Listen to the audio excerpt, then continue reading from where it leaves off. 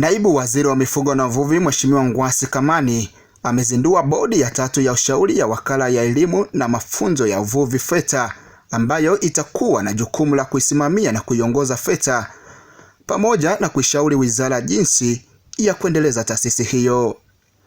Akizungumza wakati wa hafla ya uzinduzi wa bodi ya 3 ya ushauri ya FETA leo Machi 5, 2026 mkoani Dodoma, Mheshimiwa Kamani anasema sasa taifa letu limejikita katika kuongeza uzalishaji wa mazao ya uvuvi, hususan katika eneo la ukuzaji viumbe maji.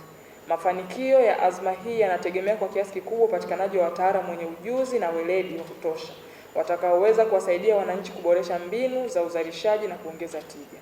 Kwa msingi huo, ninaiomba bodi itoe kipaumbele maalum katika kuimarisha mafunzo na programu zitakazozalisha wataalamu mahiri katika eneo la ukuzaji wa viumbe maji ili kuchochea ukuaji wa sekta na kuchangia ipasavyo katika maendeleo ya uchumi wa taifa.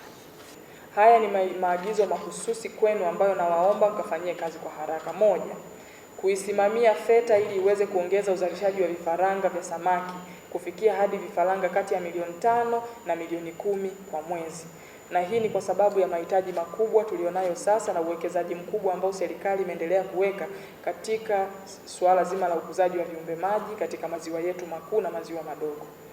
Lakini kwa kushirikiana, namba 2, kwa kushirikiana na taasisi nyingine kama TAFIRI ili kuweza kuanzishwa mpango wa taifa wa kuongoza ubora wa mbegu bora za mazao na viumbe maji, yani National Fish Breeding Program. Na tunatarajia kwamba FETA kwa kushirikiana na TAFIRI mnakwenda kufanya tafiti na kuzalisha viumbe maji ambavyo vitakuwa na ubora stahiki. 3, kusimamia uhamasishaji mpango na matumizi ya ardhi, yani master plan, michoro na ujenzi wa kampasi ya kisasa ya Mbegani na ujenzi wa kampasi ya Kigoma Uvinza. Lakini 4, kuharakisha mafunzo na ithibati ya kozi ya mabaharia wa kuvua bahari kuu, hasa kwa vile serikali imeanza kupokea meli za kuvua katika bahari yetu.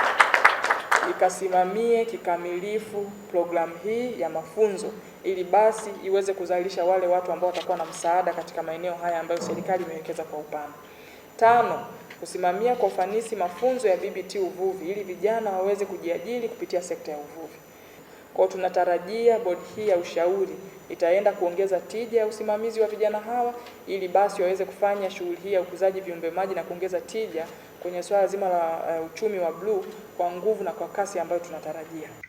Kwa upande wake, Katibu Mkuu Wizara ya Mifugo na Uvuvi Bi Agnes Kisaka Meena amesema sekta ya uvuvi imeendelea kuwa chanzo cha ajira na usalama wa chakula kwa Watanzania, ikichangia ajira za moja kwa moja kwa wavuvi 201,661 na wakulima wa viumbe maji 49,184, huku ikichangia 30% ya protini ya wanyama.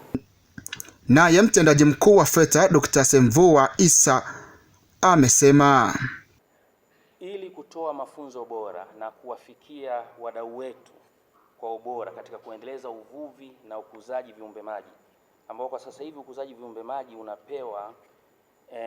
unapewa nguvu kubwa kwa sababu ya kupungua rasilimali za uvuvi katika maji ya asili.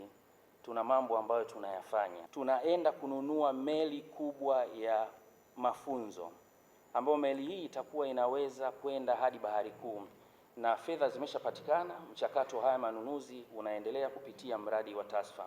Hii meli itakuwa mkombozi mkubwa kwa sababu tunatakiwa tufaidike na rasilimali za uvuvi kule bahari kuu, na wale wataalamu wa mafunzo ya uvuvi wanatakiwa watoke FETA. Kwa hiyo meli itatusaidia sana katika mafunzo.